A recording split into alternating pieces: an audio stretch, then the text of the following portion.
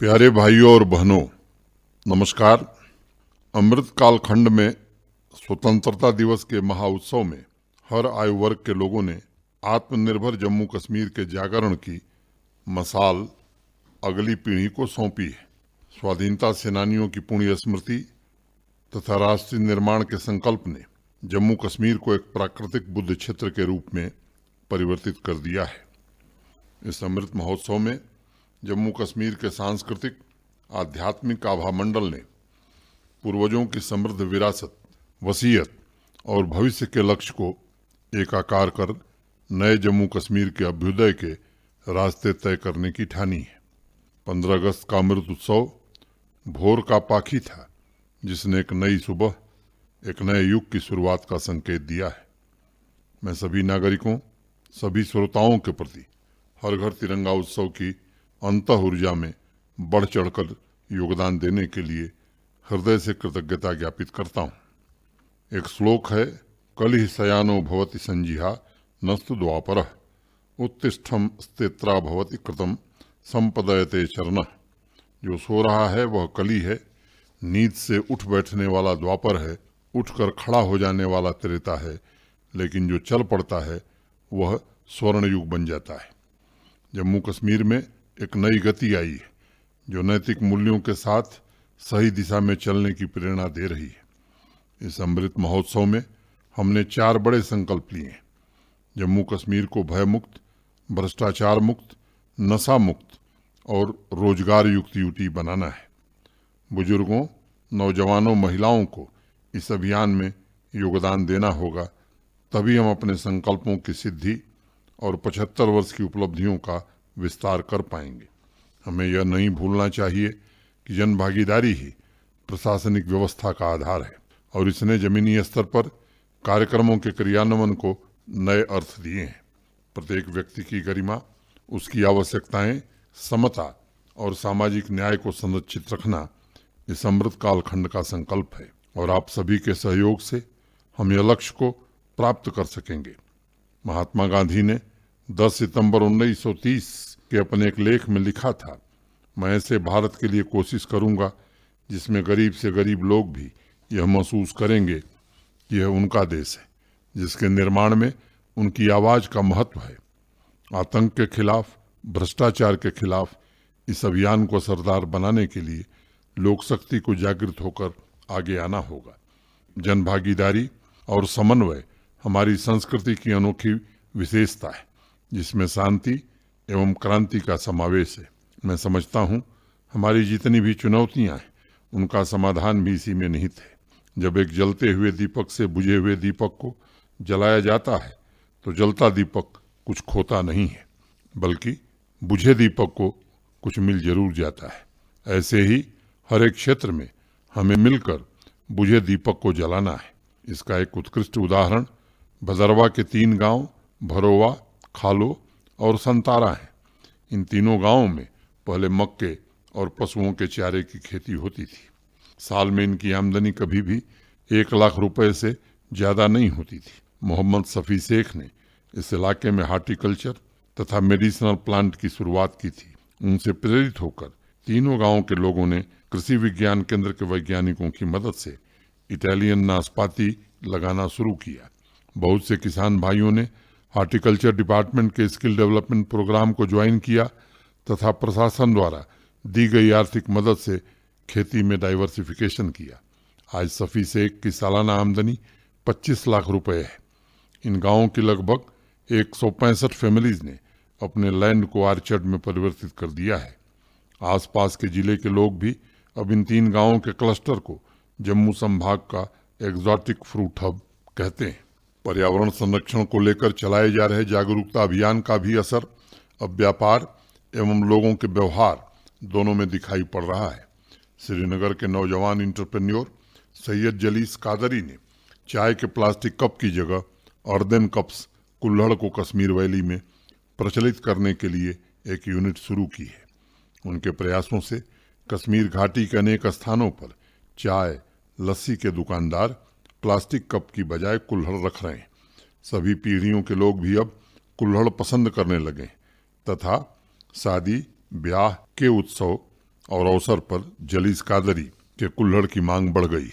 मैं बारंबार इस बात पर जोर देता हूं कि पर्यावरण संरक्षण की चेतना समाज के सबसे निचले स्तर तक पहुंचनी आवश्यक है, तभी यह हमारी रोजमर्रा की जिंदगी का हिस्सा बन सकता है।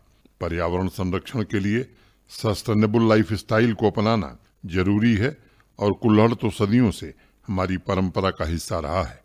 मुझे पूर्ण विश्वास है जलीस कादरी साहब का यह प्रशंसनीय प्रयास अवाम के सभी वर्ग को अपनी परंपरा की अच्छाई को अपनाने के लिए प्रेरित करेगा। श्रीनगर के ही अब्दुल रहीम भट्ट पर्यावरण संरक्षण के क्षेत्र में अवाम के लिए उत्प्रेरक का काम कर रहे हैं। बिना किसी संस्था की मदद से अपनी पूंजी लगाकर रहीम साहब ने कश्मीर घाटी में 2 लाख पेड़ लगाए हैं और 2030 तक उनका लक्ष्य 10 लाख पेड़ लगाने का है। जो कुछ यहाँ अर्जित किया है उसका कुछ हिस्सा समाज को वापस लौटाने की उनकी भावना काबिले तारीफ है। हम सभी का यह प्राथमिक दायित्व है कि विकास के रास्ते पर चलते हुए प्राकृतिक संसाधनों को विनाश से बचाने को प्राथमिकता दें। हमारे प्राकृतिक संसाधन सीमित हैं और उनका बने रहना खुशहाल समाज के लिए आवश्यक है। रियासी डिस्ट्रिक्ट की रहने वाली अनीता देवी जी नारी शक्ति का जीता जागता उदाहरण है। दूर दराज के पहाड़ी इलाकों की चुनौतियों को अनीता जी ने अवसर में बदल दिया है। अपने आसपास के गांवों की 1300 महिलाओं को इकट्ठा करके उन्होंने एक सेल्फ हेल्प ग्रुप की स्थापना की। आज सभी महिलाएं वोकल फॉर लोकल अभियान को आगे बढ़ाते हुए जंगली घास से हैंडीक्राफ्ट के प्रोडक्ट्स बना रही हैं और सीजनल फ्रूट्स में वैल्यू एडिशन कर नए ऑर्गेनिक उत्पाद भी तैयार कर रही हैं। नारी सशक्तिकरण की मुहिम से जम्मू कश्मीर की महिलाएं न सिर्फ आर्थिक रूप से अपने पैरों पर खड़ी हो रही हैं, बल्कि उनके जरिए गांव तथा समाज में भी सार्थक बदलाव हो रहा है। मैं ईश्वर से कामना करता हूं कि अनीता जी तथा उन जैसी अन्य बहनें अपने उद्देश्य में दिनों दिन अधिक सफल हों। जम्मू कश्मीर प्रशासन महिलाओं को आर्थिक अधिकारों के साथ साथ शैक्षिक और सामाजिक तौर पर अधिकार संपन्न बनाने के लिए कृत संकल्पित है। मैंने हमेशा इस बात को स्वीकार किया है कि सभी गतिविधियों में स्त्रियों का योगदान पुरुषों के बराबर होता है, इसलिए सर्वतोमुखी विकास के लिए उनका आर्थिक रूप से सशक्त होना आवश्यक है। डोडा से रेवा रैना ने महिला सशक्तिकरण तथा वीमेन एंटरप्रेन्योर से संबंधित कुछ सुझाव भेजे हैं। रेवा ने लिखा है कि जम्मू कश्मीर प्रशासन को वीमेन एंटरप्रेन्योर्स की स्पेशल ट्रेनिंग वर्कशॉप के लिए विशेष प्रावधान बनाना चाहिए। उन्होंने लिखा है कि ऐसी वीमेन एंटरप्रेन्योर्स जो स्मॉल स्केल कंपनी चला रही हैं, उनके प्रोडक्ट्स की मार्केटिंग के लिए एक इंस्टीट्यूशनल मैकेनिज्म तैयार किया जाए ताकि उन्हें अच्छी कीमत मिल सके।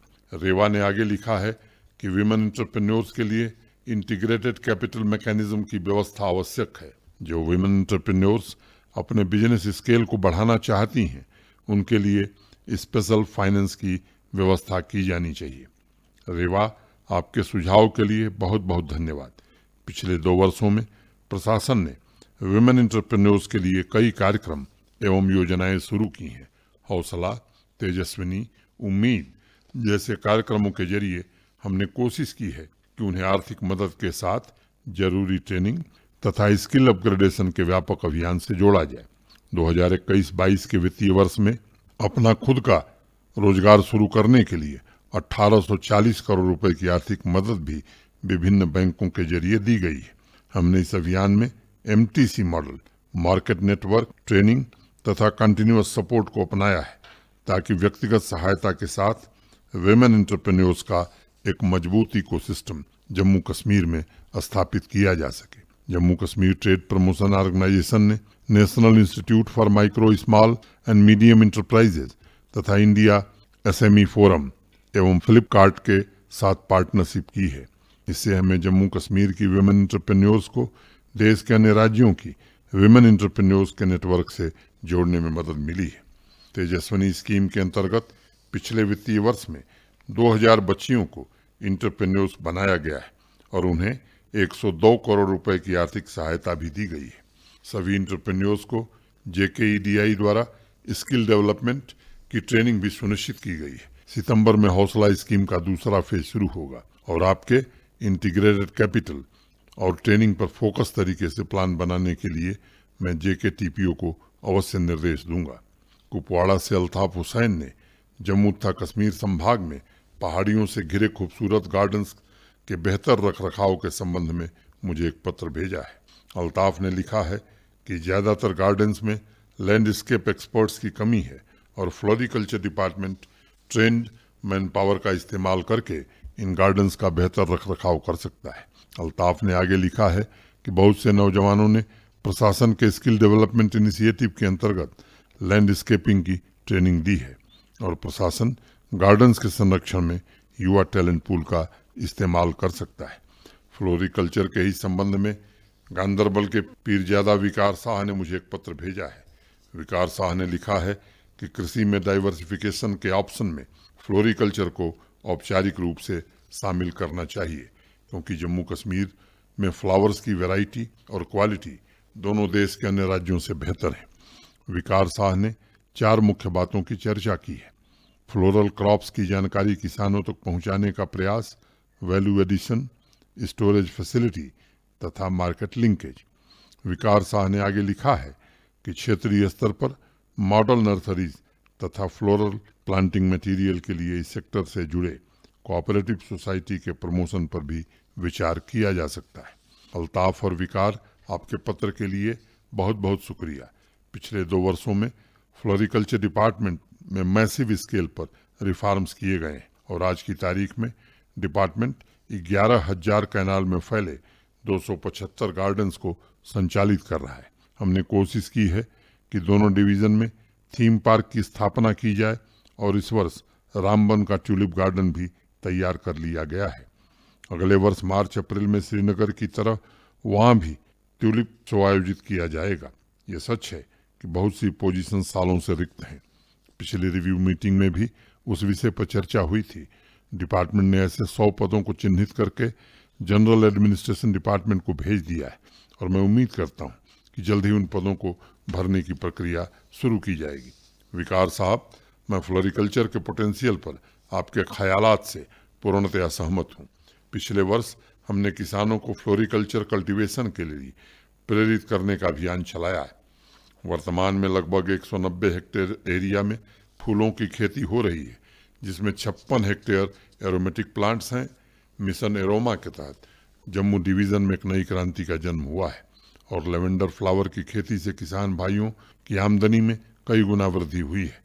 पिछले वर्ष फ्लावर कल्टीवेशन से किसानों को करीब 19.77 करोड़ रुपए की आमदनी हुई थी और इस वर्ष हमने 40 करोड़ रुपए के उत्पादन का लक्ष्य रखा है। इस कार्यक्रम के माध्यम से मैं कृषि हार्टिकल्चर से जुड़े लोगों से, खासकर युवाओं से अपील करना चाहता हूं कि फ्लोरिकल्चर डिपार्टमेंट तथा भारत सरकार द्वारा चलाई जा रही योजनाओं का लाभ उठाएं और बढ़ चढ़कर आत्मनिर्भर जम्मू कश्मीर के निर्माण में अपना योगदान दें। मैं फ्लोरिकल्चर डिपार्टमेंट को भी निर्देश दूंगा कि दोनों डिवीज़न में विभिन्न योजनाओं के बारे में अवेयरनेस कार्यक्रम चलाए जाएं और इस तरह के आयोजन में बायर्स सेलर्स मीट का भी आयोजन किया जाए। आपके कोऑपरेटिव सोसाइटी के सुझाव पर भी मैं डिपार्टमेंट ऑफ कोऑपरेटिव को अवश्य आवश्यक कार्रवाई का निर्देश दूंगा। जम्मू से inner wheel club charity organisation की प्रेसिडेंट श्रीमती अनीता गोयल ने यूटी में वाइब्रेंट सिविल सोसाइटी के इकोसिस्टम तथा सिविल सोसाइटी प्रशासन के संबंधों के बारे में मुझे कुछ सुझाव भेजे हैं। अनीता जी ने लिखा है कि जिस प्रकार जम्मू कश्मीर प्रशासन अपनी पॉलिसी मेकिंग में आम आदमी के सुझावों को शामिल कर रहा है, उसी तरह सिविल सोसाइटी के साथ भी संवाद के लिए एक प्लेटफॉर्म निर्मित कर उनके सुझावों पर भी विचार किया जा सकता है। मेरा आग्रह होगा कि ये जो प्लेटफॉर्म है, इसमें आपको भी मैं आमंत्रण देता हूं, आइए और इस प्लेटफॉर्म पर सुझाव दीजिए। उन्होंने 2 उदाहरण के जरिए सिविल सोसाइटी तथा प्रशासन के संबंधों में प्रगाढ़ता लाने का अनुरोध किया है। उनका कहना है कि ट्राइबल डिपार्टमेंट द्वारा शुरू किए गए इनिशिएटिव जैसे ट्राइबल म्यूजियम, ट्राइबल स्कूल तथा लाइब्रेरी के बारे में ज़्यादा से ज़्यादा लोगों को जागरूक करने, नए स्थानों पर उन सुविधाओं को पहुंचाने में सिविल सोसाइटी ऑर्गेनाइजेशन मदद कर सकती है। सरकार द्वारा चलाई जा रही विभिन्न योजनाओं के बारे में भी सिविल सोसाइटी ग्रुप्स अपने फील्ड वर्कर्स के जरिए प्रशासन को इनपुट दे सकता है और किसी कार्यक्रम के इम्प्लीमेंटेशन में अगर कहीं परिवर्तन की जरूरत है तो उसकी भी जानकारी संबंधित डिपार्टमेंट के साथ शेयर की जा सकती है। अनीता जी, आपके सुझावों के लिए बहुत बहुत शुक्रिया। मैं मानता हूँ सिविल सोसाइटी का राष्ट्र निर्माण में अतुलनीय योगदान है। आम जनता की बुनियादी सुविधाओं से लेकर प्राकृतिक आपदा में सिविल सोसाइटी प्रशासन की एकजुटता, अनेक अप्रतिम उदाहरण हमारे सामने हैं। हमारे देश में सिविल सोसाइटी की गौरवशाली परंपरा रही है और मैंने स्वयं जम्मू में सेवा भावना द्वारा किए जा रहे योगदान को नजदीक से देखा है। आपके सुझाव पर मैं एडमिनिस्ट्रेटिव सेक्रेटरीज की मीटिंग में आवश्यक निर्देश जरूर दूंगा। मैं आप सभी से अनुरोध करूंगा, रचनात्मक कार्यक्रमों के माध्यम से सामाजिक विकास की प्रक्रिया को गति दें तथा प्रशासन द्वारा चलाए जा रहे जन कल्याण कार्यक्रमों की जानकारी लोगों तक पहुंचाएं। मुझे पूरा यकीन है कि सिविल सोसाइटी की भागीदारी से उन वर्गों तक योजनाओं को पहुंचाने में आसानी होगी जिनके कल्याण के लिए ये कार्यक्रम चलाए जा रहे हैं। एक छोटी सी कहानी है। महात्मा बुद्ध का एक गांव में आगमन हुआ और उस गांव के किसान के घर में उन्होंने रुकने का फैसला किया। किसान और उसका परिवार मिलकर रोज उनकी आवभगत करता और दिन के वक्त बुद्ध उस किसान के साथ उसके खेत तक चले जाते थे। वह किसान खेतों में काम करता रहता और बुद्ध वहीं पेड़ के नीचे बैठकर ध्यान करते और कभी कोई मिलने आता तो उसके साथ बैठकर बातचीत करते। यह सिलसिला कई दिनों तक चला। आखिर एक दिन किसान ने कहा, भगवान, रोज मैं आकर खेतों में काम करता हूँ और आप चुपचाप पेड़ के नीचे बैठे रहते हैं और थोड़ा बहुत लोगों से बातचीत कर लेते हैं। मेरे मन में एक जिज्ञासा है, किसान तो खेत कल्टीवेट करता है, लेकिन आप लोगों से जो बातचीत करते हैं उससे आप क्या कल्टीवेट कर रहे हैं? बुद्ध उस किसान की तरफ देखकर मुस्कुराए और बोले, मैं भी किसान हूँ, शायद तुमने मुझे पहचाना नहीं। हालांकि मेरा खेत और मेरी फसल तुमसे थोड़ी भिन्न है। मैं जागरूकता की फसल बो रहा हूँ। जो लोग भी मेरे पास आकर बैठते हैं, मैं उनके अंदर कर्तव्यों का बीज बो रहा हूँ। मैं उन्हें सही रास्ते पर चलकर जीवन यापन और अपने समाज के प्रति कर्तव्यों के बारे में बताता हूँ। यह भी एक बीज है जिसे मैं उनके मन और आत्मा में बोने की कोशिश कर रहा हूँ। धीरे धीरे सही समय पर यह फूल बनेंगे और समाज को इसका लाभ मिलेगा। प्यारे भाइयों और बहनों, यह सच है, हम जैसा बीज बोएंगे वैसी ही फसल तैयार होगी। सिविल सोसाइटी ऑर्गेनाइजेशंस तथा समाज के सभी प्रबुद्ध नागरिकों का दायित्व है कि उपेक्षित और वंचित वर्गों से संवाद स्थापित करें, प्रशासन के कार्यक्रमों के बारे में उन्हें जागरूक करें ताकि उन्हें योजनाओं का लाभ मिल सके और उनके अंदर भी आत्मगौरव की भावना पैदा हो। कुलगाम की साहिना अख्तर इसी तरह अपने जिले की महिलाओं में स्वावलंबन का बीज बोने का काम कर रही हैं। उन्होंने सॉल वीविंग की कला को सिर्फ अपने तक सीमित नहीं रखा है, वो अपने एरिया की महिलाओं को मुफ्त कोचिंग दे रही हैं ताकि वो आत्मनिर्भर बन सकें।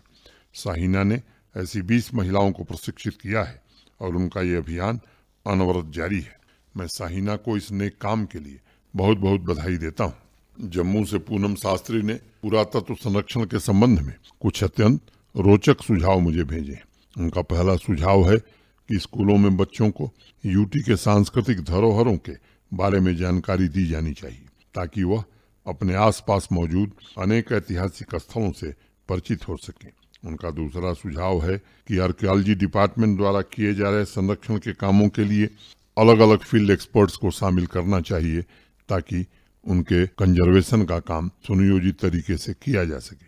पूनम ने आगे लिखा है कि केंद्र सरकार के एडॉप्ट हेरिटेज अपनी धरोहर अपनी पहचान को बैक टू विलेज अभियान की तरफ पूरे जम्मू कश्मीर में चलाना चाहिए और कम्युनिटी फंडिंग के जरिए इनके रखरखाव की जिम्मेदारी तथा जवाबदेही तय होनी चाहिए। पूनम, आपके सुझावों के लिए बहुत बहुत धन्यवाद। कुछ हफ्ते पहले ही मैंने आर्कियोलॉजी डिपार्टमेंट की रिव्यू मीटिंग ली थी। यूटी लेवल की कमेटी द्वारा चिन्हित 75 धरोहरों के कंजर्वेशन प्रिजर्वेशन का काम जल्द शुरू किया जाएगा। लगभग सभी स्टेक होल्डर्स को इस कार्यक्रम में शामिल किया गया है। आपके सुझावों को ध्यान में रखते हुए सभी फील्ड के एक्सपर्ट्स की मौजूदगी सुनिश्चित करने के लिए मैंने आवश्यक निर्देश दिए हैं। बच्चों को अपने सांस्कृतिक ऐतिहासिक हेरिटेज से परिचित कराने के लिए राष्ट्रीय शिक्षा नीति के अनुशंसा के अनुरूप Jammu Kashmir school board of education ने कदम उठाने शुरू कर दिए हैं। मैं मानता हूं कि ज्ञान वही है जिससे सुगंध उठे और सिलेबस में इसी भावना को आधार बनाया जा रहा है। इस वर्ष से कक्षा 6 से 8 तक के बच्चों के लिए सोशल साइंस पाठ्यक्रम में जम्मू कश्मीर तथा देश की महान हस्तियों और ऐतिहासिक जगहों से संबंधित कंटेंट उपलब्ध कराए गए। एडॉप्ट हेरिटेज का सुझाव प्रशंसनीय है। पिछले वर्ष जिंदल ग्रुप ने निसात गार्डन तथा शालीमार गार्डन को एडॉप्ट किया था, जो जम्मू कश्मीर के लिए बिल्कुल एक नई शुरुआत थी। जम्मू डिवीजन में जिंदल ग्रुप ने प्राचीन आध्यात्मिक सांस्कृतिक विरासत शिवखोड़ी के रेस्टोरेशन की स्टडी भी कंप्लीट कर ली है और जल्द ही MOU साइन होने के बाद उस पर काम भी शुरू कर दिया जाएगा। इस कार्यक्रम के माध्यम से मैं सभी प्रबुद्ध नागरिकों से अनुरोध करना चाहूँगा कि वो अपने अपने इलाके में ऐसे प्राचीन स्थलों की पहचान करें, उससे संबंधित जानकारी ब्लॉक अधिकारी या डिप्टी कमिश्नर्स को ब्लॉक दिवस के माध्यम से पहुंचाएं। मैं पंचायती राज संस्थाओं के सभी जनप्रतिनिधियों का भी इस अभियान से जुड़ने का आह्वान करता हूं। आज़ादी के अमृत काल खंड में प्रशासन प्राचीन धरोहरों के रखरखाव तथा अनसंग हीरोज की गाथा को जागृत करने का प्रयास कर रहा है और जन भागीदारी की भावना से इस दिशा में हम आवश्यक परिवर्तन करने में अवश्य सफल होंगे। जम्मू की उमा शर्मा ने यूटी में लिटरेरी कल्चर को प्रमोट करने के संबंध में एक सुझाव भेजा है।